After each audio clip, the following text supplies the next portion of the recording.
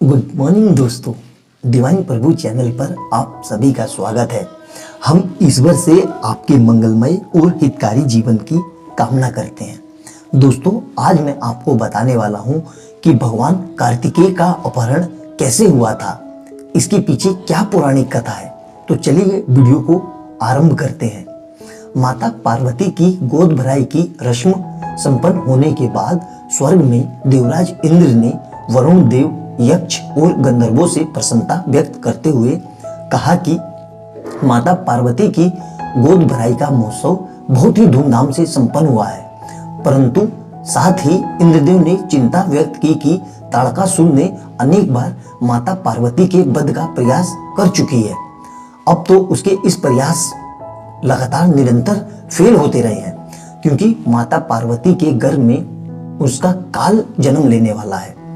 देवराज इंद्र ने कहा कि 5 देवता गुप्त रूप से कैलाश जाएंगे और दृष्टि रखेंगे कि ताड़कासुर माता पार्वती पर तब तक ना पहुंच पाए जब तक 5 देवता 5 कबूतरों का रूप लेकर कैलाश पर विचरण करने लगे। जब इन कबूतरों को महादेव और माता पार्वती ने देखा तो वो आश्चर्य में पड़ गए कि अचानक ये कैलाश पर्वत पर कबूतर कहां से आ गए। पांचों ने अपना वास्तविक रूप दिखाकर भगवान शिव और माता पार्वती को प्रणाम किया और वह अपने वहां पर उपस्थित होने का कारण बताया। परंतु इस दौरान ताड़कासुर कैलाश पहुंचा और छुपकर पूरी वार्तालाप को सुन लिया था। इस प्रकार उसे यह ज्ञात हो गया था कि उस पर दृष्टि रखने के लिए 5 देवता कैलाश पर उपस्थित हुए। इसके पश्चात ताड़कासुर ने एक षड्यंत्र रचा। ये महादेव और पार्वती के पुत्र कार्तिकेय के जन्म के समय का था। महाराजा हिमालय और उनकी पत्नी कैलाश जाने की तैयारी कर रहे थे। उन्होंने अपने साथ निर्मला नाम की दाई को भी साथ ले जाने का निश्चय किया। उन्हें निर्मला दाई के नाम से जाना जाता था। यही निर्मला दाई माता पार्वती के जन्म के समय में भी थी। महाराजा ने निर्मला दाई को बुलाने के लिए महामंत्री को भेजा।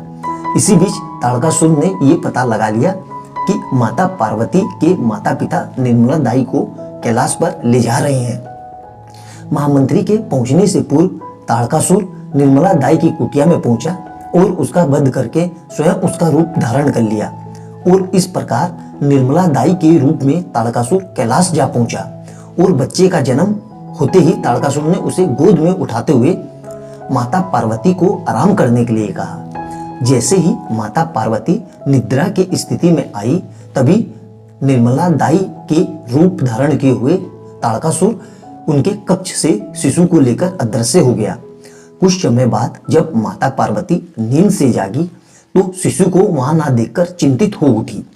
माता पार्वती समझ गई थी कि उनके पुत्र को ताड़कासुर ही ले गया है। उन्होंने घोषणा की कि अगर मेरा पुत्र नहीं मिला तो मैं संपूर्ण सृष्टि को अपने क्रोध में भस्म कर दूंगी। माता पार्वती को इतना विचलित देख भगवान ब्रह्मा और भगवान विष्णु कैलाश पधारे और भगवान विष्णु ने माता पार्वती जी से कहा कि आप चिंतित ना हो। ब्रह्मा जी की भविष्यवाणी है कि आपका पुत्र 7 मास की आयु में ताड़कासुर का वध करेगा। उधर ताड़कासुर इस बालक को हिमालय की शिखर से नीचे फेंक दिया। ये बालक कैलाश पर पहरा दे रहे 5 देवताओं में से एक अग्नि देवता की गोद में जा गिरा। ये बालक बहुत अधिक रो रहा था। इस रोते हुए बालक की आवाज सुनकर वहां देवी गंगा पहुंची और बालक को अपने साथ ले गई। माता गंगा बालक को रोता देख समझ गई थी कि बालक भूखा है, इसलिए उन्होंने कृतिकाओं का स्मरण किया। तब इन कृतिकाओं को बालक को स्तनपान करा के शांत किया गया। क्योंकि बालक ने पहली बार कृतिकाओं का स्तनपान किया, इसलिए देवी गंगा ने इस बालक का नाम कार्तिकेय रखा। ताड़कासुर को विश्वास हो गया था कि उस बालक की मृत्यु हो चुकी है, इसलिए उसने अपने महल में उत्सव मनाने की घोषणा की, क्योंकि उसका वध करने वाला पूरे ब्रह्मांड में अब कोई नहीं था। उधर अग्निदेव की भेंट इंद्र देव से हुई। तब देवराज ने इस घटना की जानकारी अग्निदेव को दी। अब अग्निदेव ने बताया कि एक बालक उनकी गोद में आ गिरा था। दूसरी ओर बालक की खोज कर रहे वीरभद्र की भेंट देवी गंगा से हुई और वीरभद्र ने पूरी स्थिति के विषय में माता गंगा को सूचना दी। उसी क्षण इंद्रदेव और अग्निदेव भी वहां पहुंचे और उस समय बालक का सत्य बताते हुए कहा कि ये देवी गंगा की बहन पार्वती का पुत्र है। ये सुन गंगा प्रसन्नचित हो उठी और वो सभी कैलाश की ओर प्रस्थान कर गए। उधर माता पार्वती पुत्र वियोग में अग्नि में भस्म होने जा रही थी।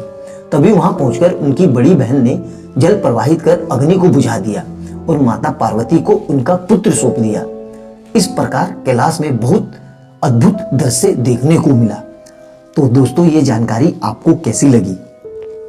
आशा करता हूं कि आपको आनंद की अनुभूति हुई होगी।